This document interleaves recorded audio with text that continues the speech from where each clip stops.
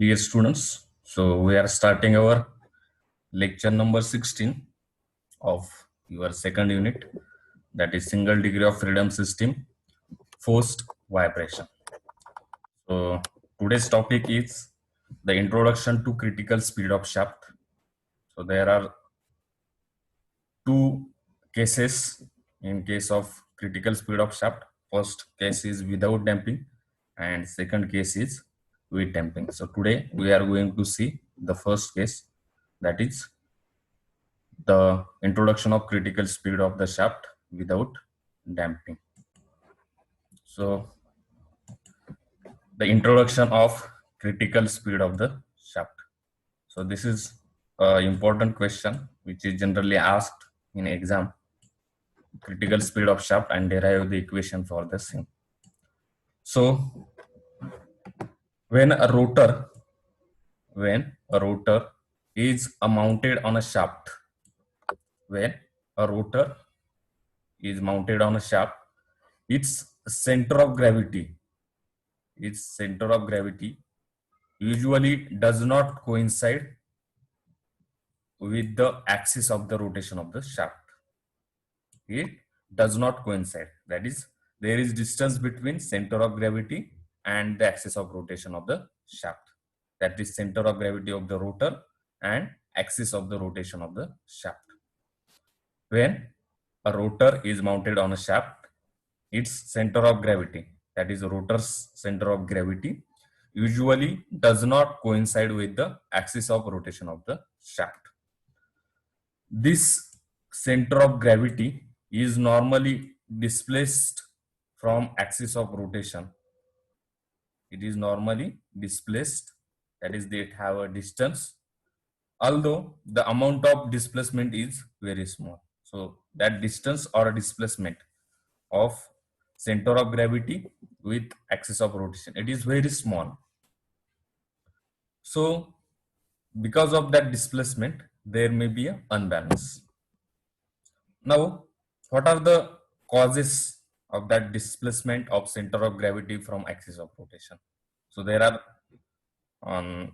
number of reasons. So we will start with one by one.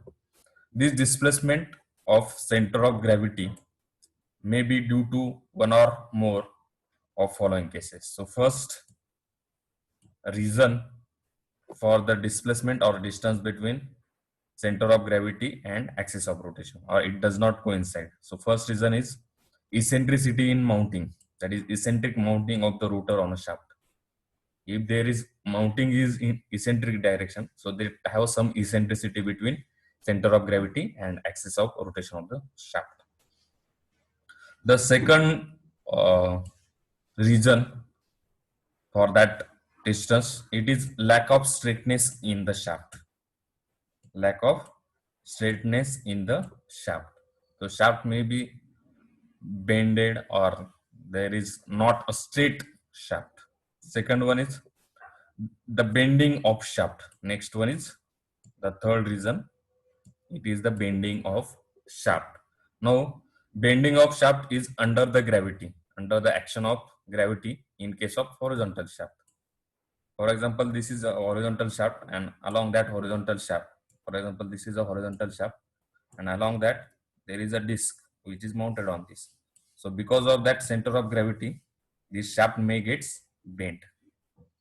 The shaft may gets bent. So this is the bending of the shaft. This is the third reason. Then fourth reason is the non-homogeneity of the rotor material. That is, material is non-homogeneous. That is, your rotor is not made up of a single material. It is made up of a multiple material. That is non-homogeneity of the rotor material. Next reason or next important, the unbalance in the next reason, that is fifth reason, it is unbalanced magnetic pull in case of electric machinery. If there are electric machinery, then any electric machinery it generally work on a principle of magnetic induction or magnetic force. So if there is unbalanced magnetic pull or magnetic force in case of electrical machinery, This also causes the reason for the distance between center of gravity and axis of rotation of the shaft is different, and there is some displacement. And as a result of this, as a result of this, the initial eccentricity of the center of gravity from axis of rotation is subjected to an centrifugal force when it is begin to rotate. When the shaft is rotating, because of that shaft rotation, the center of gravity and axis of rotation of shaft having some initial eccentricity, and because of that initial eccentricity, there is a centrifugal force. Now we know that centrifugal force is nothing but the me omega square. So E is nothing but your eccentricity. So because of that me omega square, this centrifugal force is there, and because of that centrifugal force, there will be a vibration. Now, this centrifugal force is acts radially outward direction. So we know that centrifugal force has always a direction which is radially outward, which makes shafts to bend in the direction of eccentricity of center of gravity. Because of that centrifugal force, which is acts radially down outward direction, because of that, the shaft may gets bent in the direction of eccentricity of the center of gravity. The next point, that is, this further increase, if there is increase, this further increases the eccentricity. Because of centrifugal force, there is bending, and because of bending, there is again the eccentricity goes on increasing, and hence, if eccentricity increases means the magnitude of centrifugal force is also increases, because the centrifugal force is directly proportional to the eccentricity E. So as the eccentricity increases, centrifugal force is also increases. So in this way, the effect is cumulative, and ultimately the shaft may get fail. The shaft may get fail because of this small distance. Because of that small distance or initial eccentricity, there is a centrifugal force, and that centrifugal force acts radially outward direction, and which makes shafts bend in the direction of eccentricity. So there is again increase in, because of bending, there is again increase in eccentricity, and increase in eccentricity. Hence, we can say that the magnitude of centrifugal force is also increases, and in this way, there is cumulative effect. The first effect due to initial eccentricity is added to increase in eccentricity. It is again added to again increase in eccentricity, and so on. And because of that cumulative effect, the ultimately the shaft may get fail. Now, because of this unbalance of centrifugal force and hence magnitude of centrifugal force, the shaft starts vibrating violently. The shaft starts vibrating violently in the direction perpendicular to the axis of the shaft.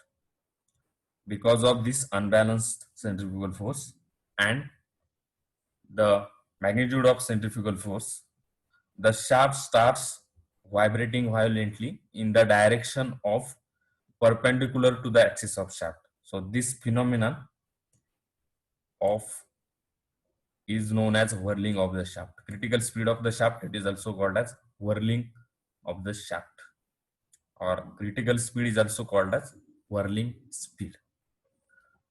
So from this introduction, we can write a definition. So what is that definition? So the definition of critical speed of the shaft is the speed at which the speed at which the shaft starts vibrate violently.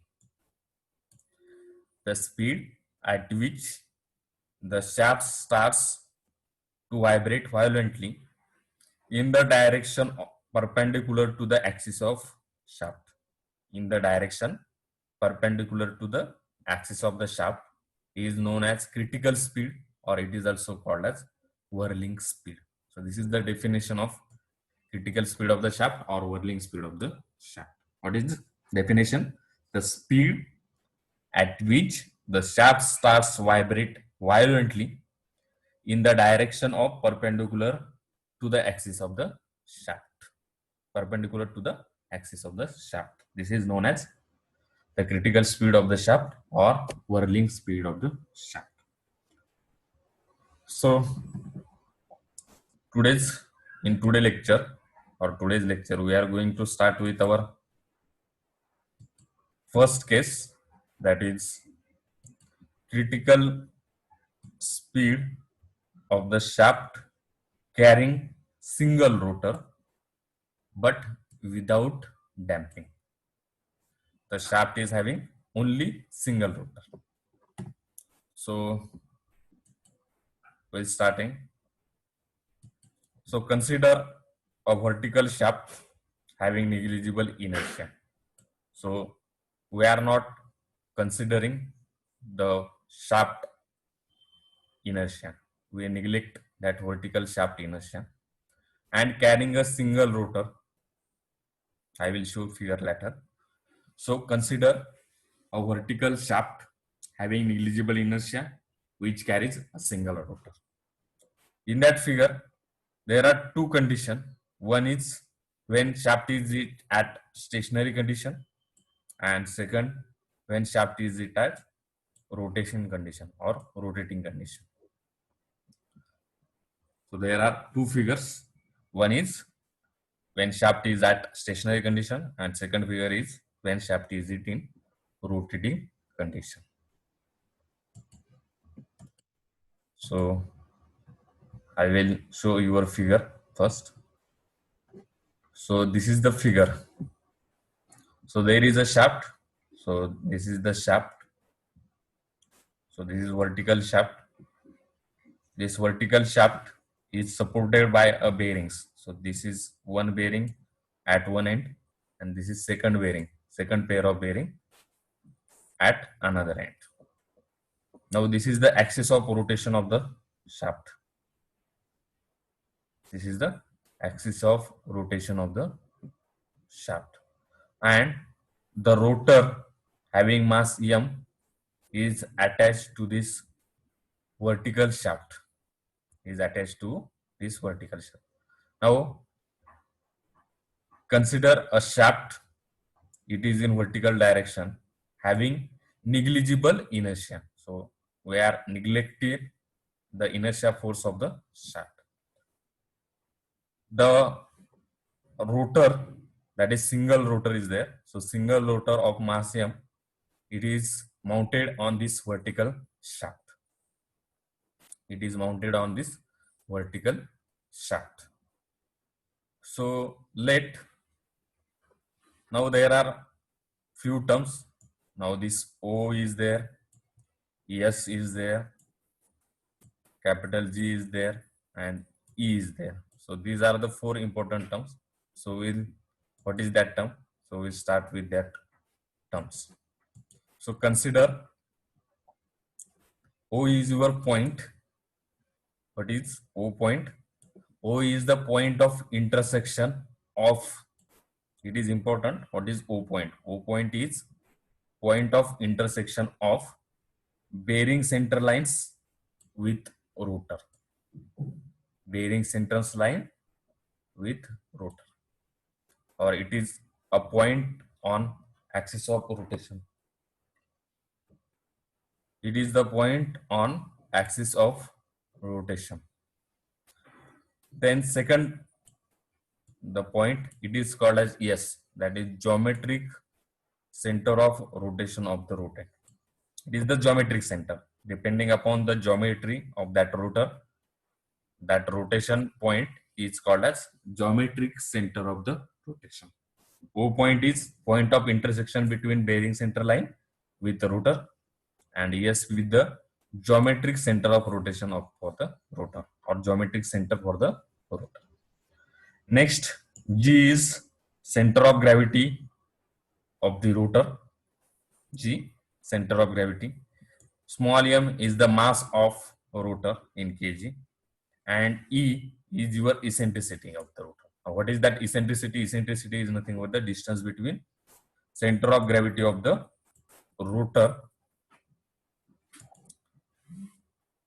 Eccentricity is center of gravity of rotor and geometric center. That is nothing but the axis of rotation. Eccentricity of the, it is the distance between center of gravity and geometric center, that is S. That is distance between G, that is center of gravity point, and the geometric center point, yes. Then small y is the deflection of geometric center.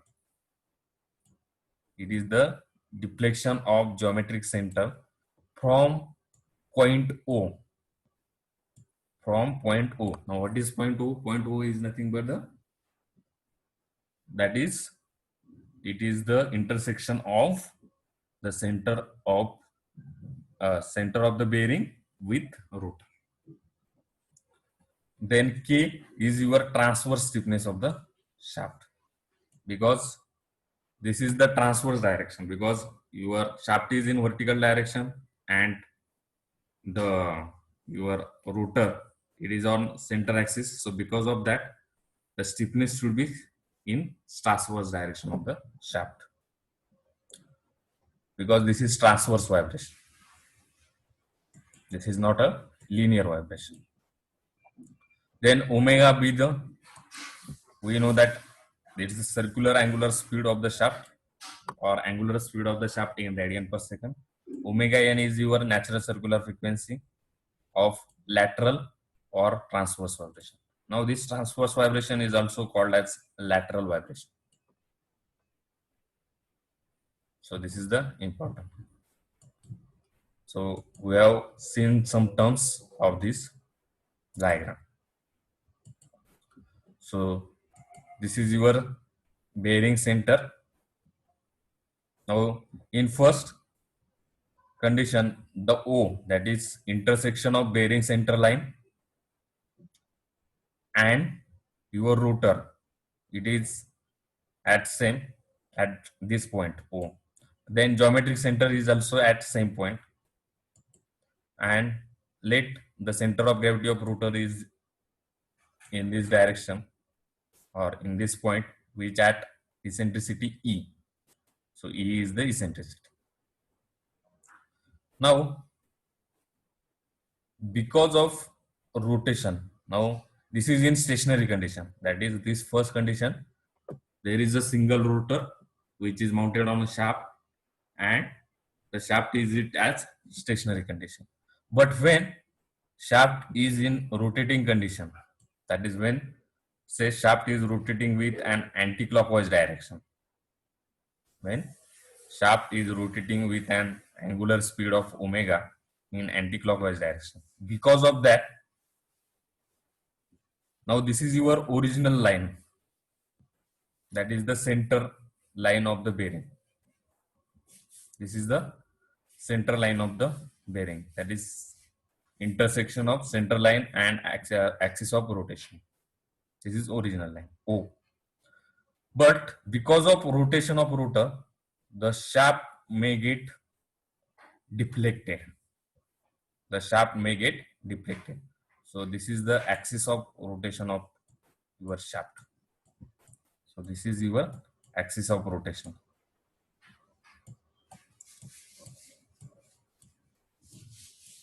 This is your axis of rotation. So axis of rotation shift means the geometric center will get shifted. So in first diagram, the O and S is at same point, but because of rotation, the geometric center line, that is axis of rotation, gets shifted. So it is shifted through an distance y. So y is the displacement of axis of rotation, that is geometric center from point O, that we have already seen. Then your center of gravity point G, it is also at a distance from S, that is axis of rotation, and center of gravity. So that is E. So total deflection from original line, if we take the total deflection from original line, that is O point, it is Y plus E. This is the total deflection. So your centrifugal force is radially outward direction. So this is the radially outward direction. Now centrifugal force is nothing but the M E omega square. Now, but in case of this, the displacement is Y plus E. So your centrifugal force becomes M omega square Y plus E. Now, because of there is stiffness of shaft K and the displacement of shaft is Y. The displacement of shaft is Y. So this is Y is your displacement. So spring force is nothing but the stiffness into displacement, that is K into Y, and direction is opposite to the displacement. Now displacement in this direction, that is in this direction, but your spinning force is in opposite direction. So this is the first, that is shaft is in rotating condition. So this is the diagram for shaft is in rotating condition. So when a shaft is in rotating condition, then there are two forces acting on shaft. So I have considered that two forces. So first force is your inertia force, centrifugal force, that is M omega square Y plus E, and second force is your Ky, that is spring force. So when a shaft is in rotating condition, there are two forces acting on the shaft, that is first force is your centrifugal force and second force is your restoring force, that is nothing but the spring force. So spring force is also known as restoring force. We already know that because of it restores its original position, so it is also called as restoring force. So if we taken in equilibrium position, we know that these two forces, that is summation of all algebraic sum of all these forces must be equals to 0. So this force and this force, it must be equals to 0. So in equilibrium condition, the centrifugal force, it should be equals to restoring force. Now what is centrifugal force? Centrifugal force is M omega square Y plus E, and what is restoring force? Ky. Now multiply M omega square, we get M omega square Y plus M omega square E is equal to Ky. So take Y terms in one side. So this M omega square Y goes to right hand side. So we get Ky minus M omega square Y is equal to M omega square. Now in that Y is constant. So in bracket remaining term is K minus M omega square. So K minus M omega square Y is equal to M omega square E.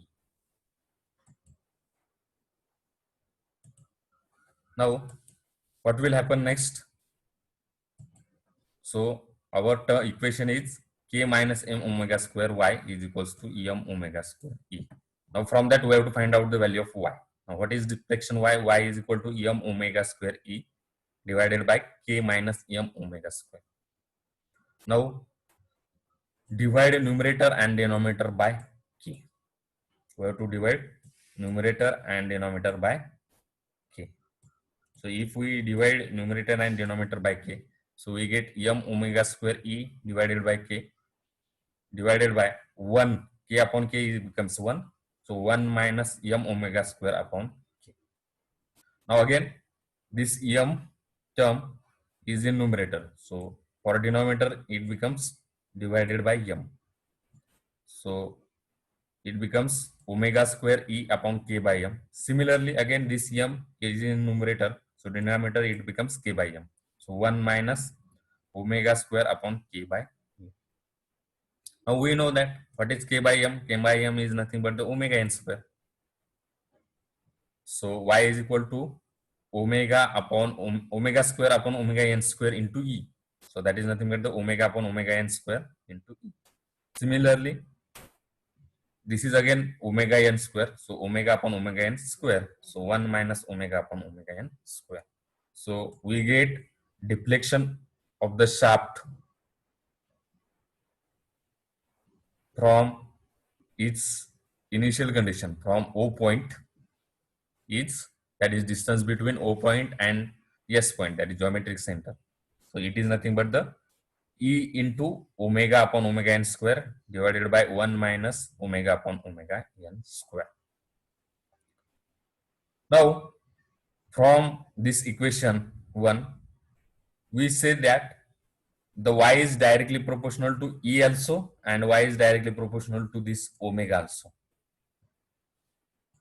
Y is directly proportional to this omega also.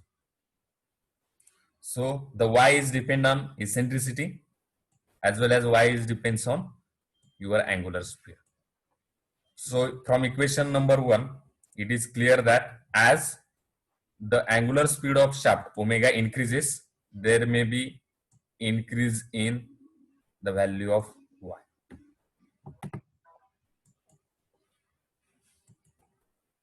So from equation number 1, it is clear that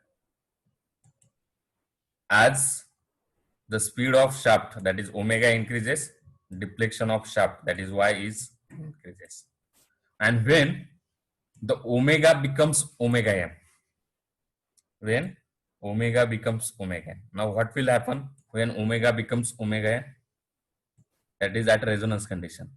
That is external angular velocity is becomes equals to your natural speed. So the deflection y becomes infinity. How? So now omega upon omega n, it is same. So 1 square is 1. So in numerator term is E. But denominator 1 minus 1 square, that is 1 minus 1 0. So anything upon 0, it is infinity. So when omega becomes omega n, your deflection becomes infinite. Theoretically, your deflection becomes infinite. Thus, the speed at which deflection of tends to be infinity, that type of speed is known as critical speed of Whirlings. Means when your y becomes infinity, then that speed is known as critical speed or Whirling speed. So we have to replace this omega by omega c, that is Whirling speed or critical speed, because omega is equals to omega n. Now omega is changing, but omega n does not changes at anything. So omega n is equals to omega c. So what will happen? So we get the critical speed of the shaft is equals to omega c is equals to omega n. Omega c is equals to omega n. Now we know that omega n is omega c is equals to, what is value of omega n? Omega n is equal to square root of k by m. So we get omega c is equal to square root of k by m radian per second. And another equation, we know that square root of k by m is nothing but the square root of g by delta. That is k delta is equals to mg. So we get these two terms, that is omega c is equal to square root of k by m, or another equation is omega c is equal to square root of g by delta. Similarly, we can find out the speed in RPM. That is nc is equal to omega c upon 2 pi. So 1 upon 2 pi square root of k by m, or it is 1 upon 2 pi square root of g by delta. Now this speed is in RPS because your omega c is in radian per second. So radian per second divided by 2 pi. 2 pi is in radian. So radian get cancelled. That becomes second. So that becomes RPS. So this critical speed is in RPS. So if we multiply by 60, we get speed in RPM. Now, where NC is your critical speed in RPS and delta is your static deflection of the shaft is in meter. Then your equation number 1 becomes, what is your equation number 1? Omega c becomes omega n. Sorry, omega n becomes omega c. So your equation of critical speed of the shaft is given by y is equals to square root of y is equal to omega upon omega c square into e divided by 1 minus omega upon omega c square. Now there are three type of ranges of speed. Now from that equation, now first range is when omega is less than omega c. Omega is less than omega c. Second is omega is equals to omega c. And third condition is omega is greater than omega c. These are the three conditions. So depending upon these three conditions, there are ranges of shaft speed. So I will start with your first case. Then there are second case and third case. So what is your first case? So I will start with your first case. So what is first case? Shaft speed omega is less than critical speed of the shaft omega c. The shaft speed omega is less than critical speed of the shaft omega c. Now if we have consider this your equation number, figure number B. So this is same condition, that is this is stationary, this is omega is less than omega c. This is the second figure. So this figure is important. Now what will that in this figure, your deflection is in positive direction. So if you consider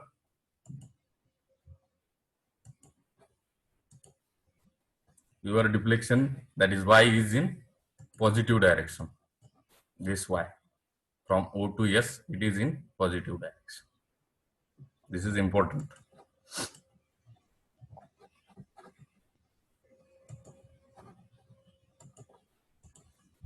Then, so when the speed of shaft is less than critical speed of the shaft, when omega upon omega c is less than the deflection of y, that is deflection of shaft y is positive. Now how? If omega upon omega c is less, means it is less than 1. It is less than 1. Means denominator is 1 minus less than 1, anything value is less than 1. So this denominator is positive and numerator is also positive.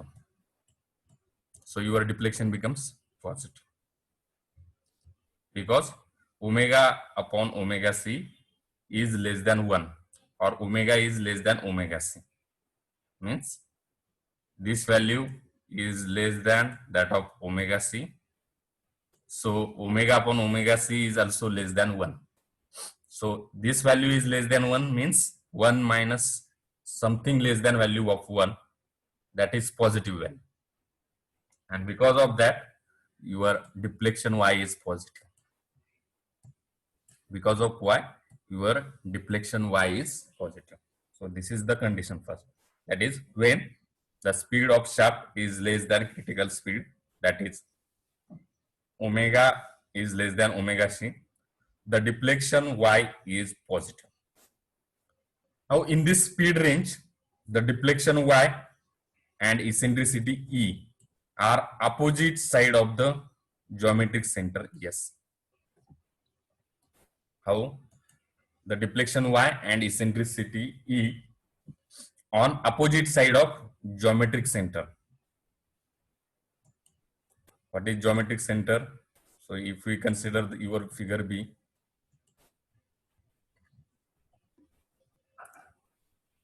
so this is your figure B. So your deflection y,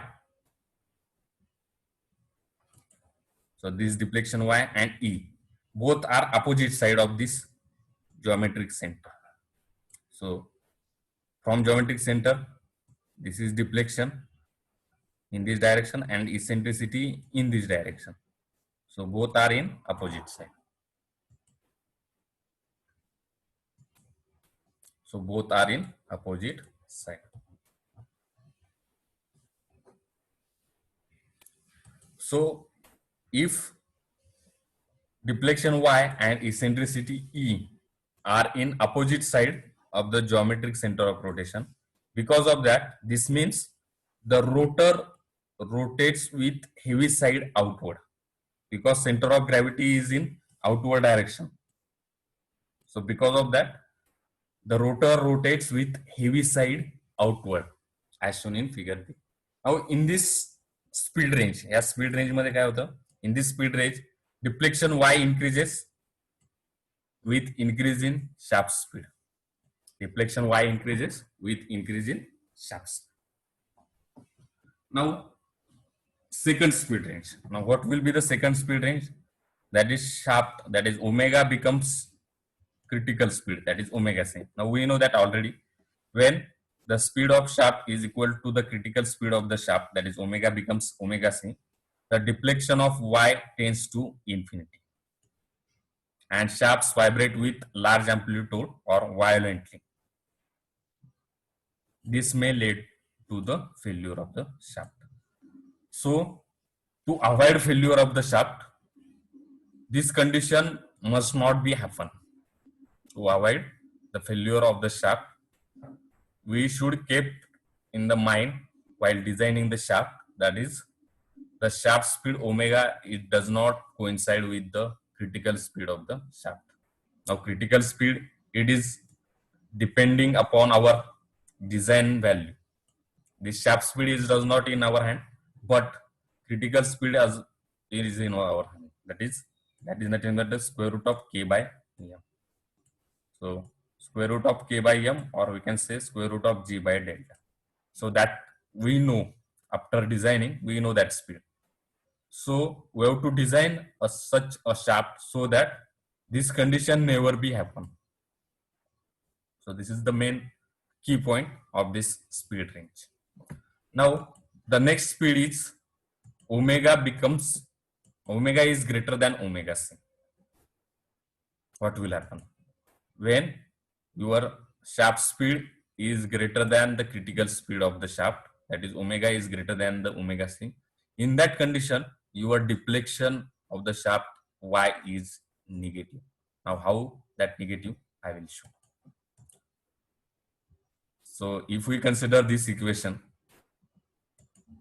if this value, that is omega is greater than omega c, means omega is greater than omega c, means for example omega is say for example 20 and omega c is 10. So this value becomes 2. So 2 square becomes 4 and this 1 minus 4 becomes minus 3. So because of omega is greater than omega c, the denominator term becomes minus. So your deflection becomes negative. Your deflection is negative. So what will happen in negative direction if we take deflection in negative direction? So deflection in negative direction means, say this is your deflection, that is geometric center, that is yes. This is your geometric center, yes. So this is your original axis and your deflection y is in negative direction. In previous, the deflection y is in positive direction, but in that condition your y is in negative direction. Because of this y is in negative direction, your S point goes to this side, your original point is your O, and your center of gravity, it is at this G dash point, or we can say it is at G point. It may be same or it may be different. Y is equals to E or Y is does not equals to E, depending upon your. Now in this diagram, This G and O point are same, but it is happen or it not be happen. Now what is this? Now when the speed of shaft is greater than the critical speed of the shaft, your deflection y is negative. This is first significance. Now what is second significance? In this speed, deflection of y and eccentricity r both are in same side of the geometric center. Both are in same side of the geometric center. In last diagram, they are in opposite side, that is deflection and eccentricity. But in this condition, the deflection of shaft y and eccentricity are in same size, same side. This means the rotor rotates with light side outward, light side outward as shown in figure. So if you see in outward direction, there is light side only. Heavy side is in opposite direction.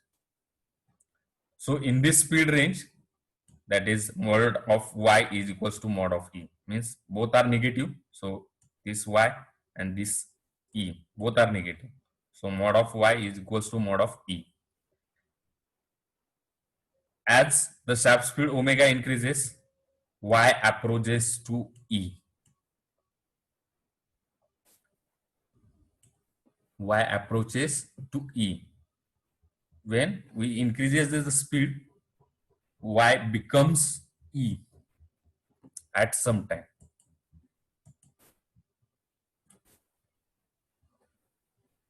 So now the last condition is when omega is very greater than omega c, then y is approximately equals to e.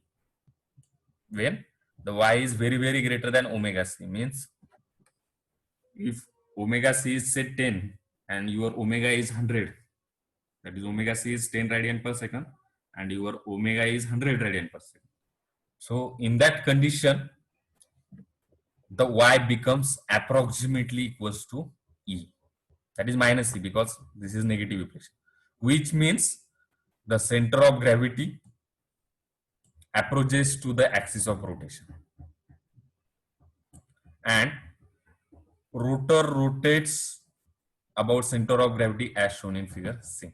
So this is omega is greater than omega c or omega is very greater than omega c.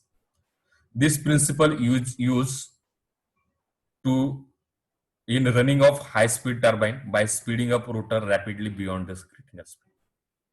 Generally, this speed range, it is used in the running of high speed turbine by speeding up rotor rapidly beyond critical speed. It is cannot passes through critical speed, but it passes through beyond critical speed instantly. So this is all about your critical speed of the shaft with single rotor without damping. So we will take one example of this. So a rotor of 10 kg mass, so M is given as 10 kg, is mounted midway of 2 centimeter diameter. So diameter of shaft is given, that is 2 centimeter. So in meter it is 0.02 meter. Horizontal shaft supported at end by 2 bearings. There is horizontal shaft, there is a rotor, and it is supported by bearings. So this is supported by bearings. Again, this is supported by bearings. This is a simply supported beam or simply supported shaft. Now the bearing span is 80 centimeter. So this span, bearing span is 80 centimeter total span. So L length, that is L is equal to 80 centimeter is equals to 0.8 meter. Because of certain manufacturing defect, the center of gravity of rotor is 0.01 mm away from its geometric center, means eccentricity is given. So eccentricity E is given 0.01 mm. So in meter 0.01 into 10 raised to minus 3, that is eccentricity. If a system is rotates at 3000 rpm, means omega is given, it is 3000 rpm. So omega is 2 pi n upon 60. So 2 pi into 3000 upon 60, it is 314.15 radian per second. Determine the amplitude of steady state vibration. We have to find out the amplitude y and dynamic force transmitted to the bearing. Take E is equals to 2 into 9.81 into 10 raised to 10 Newton per meter square.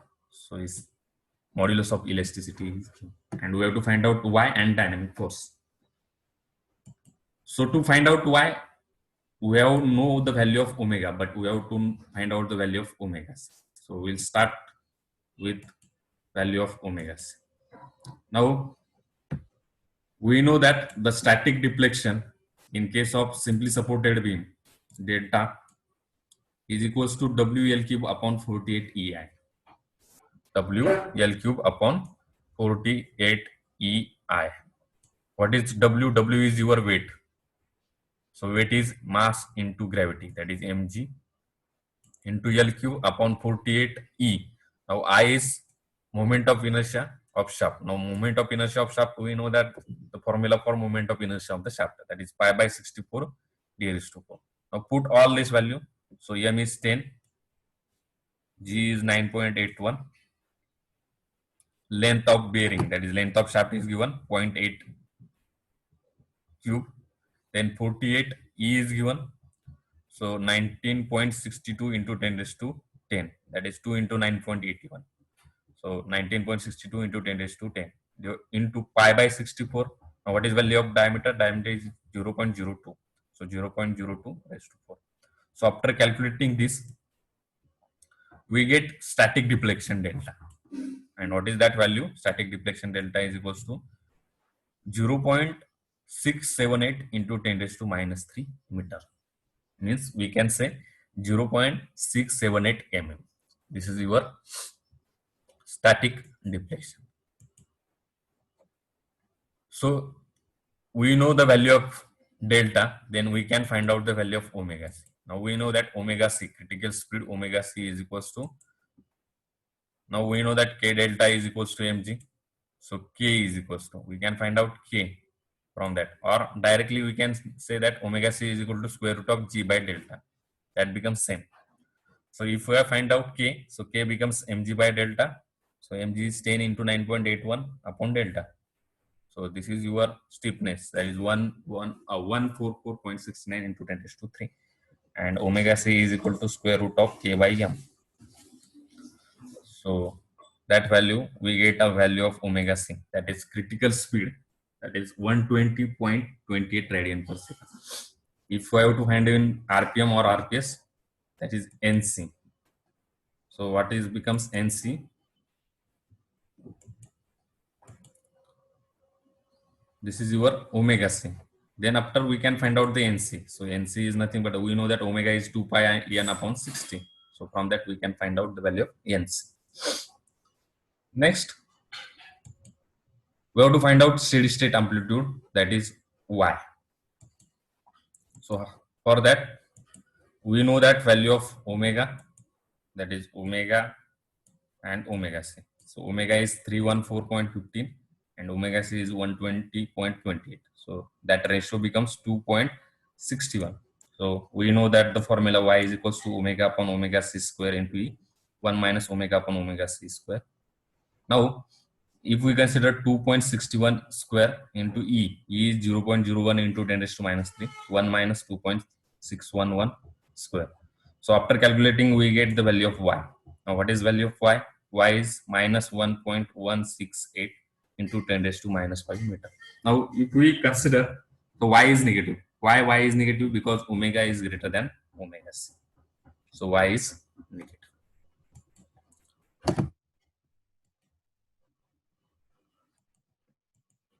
So negative sign indicates that the displacement is out of phase with centrifugal force, or we can say the light side is rotating with rotor.